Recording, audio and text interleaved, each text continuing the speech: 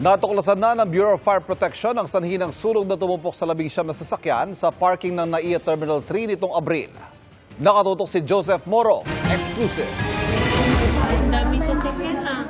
Kasagsagan ng matataas na heat index noong April 22 nang sumiklab ang sunog na ito sa open space parking ng NAIA Terminal 3. Mabilis itong kumalat at tumubok sa 19 na mga sasakyan at ang pinagmulan dito na trace sa pagitan ng dalawang SUV. Terminal 3, open parking. Batayan sa partikular na video ito sa outdoor bay parking ng NAIA Terminal 3 nung araw na yun.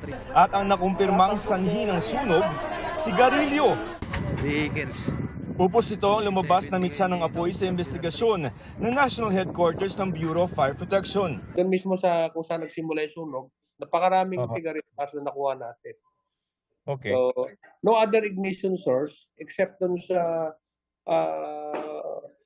cigarette butts na yun ang pinaka-probable ignition source natin. Kasi wala namang kuryente doon, wala namang ibang pwedeng pagsimulan.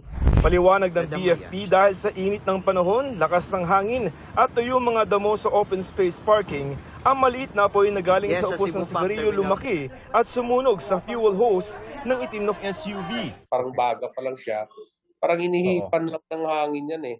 Hanggang lumakas na lumakas. Take siguro mga 20 to 25 minutes bago siya tuluyang umapoy hanggang gumapaw. Nung nag-drip yun, siyempre nag-add dun yung fuel load sa dried leaves. Dun ang lumakas hanggang pati yung buong tangke niya ay nabutas niya. Kaya medyo malakas yung labas ng mga krudos.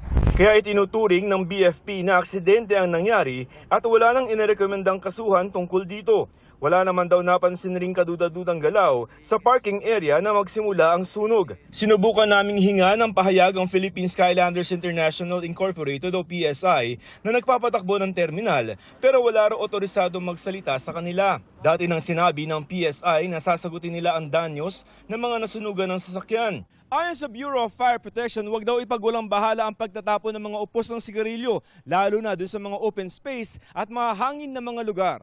Ando na yung oxygen eh. Although immersed lang naman siya, baga siya. Kaya lang, because naman doon sa sobrang init ng panahon na yon, then at the same time, malakas din yung hangin doon kasi open yun eh. Parang ano lang yan, kung nagluluto ka, nagbabarbecue ka dyan, uling, pag sinubrahan mo naman ng hangin, talagang aapoy siya. Para sa GMA Integrated News, Joseph Morong, Nakatutok 24 Oras.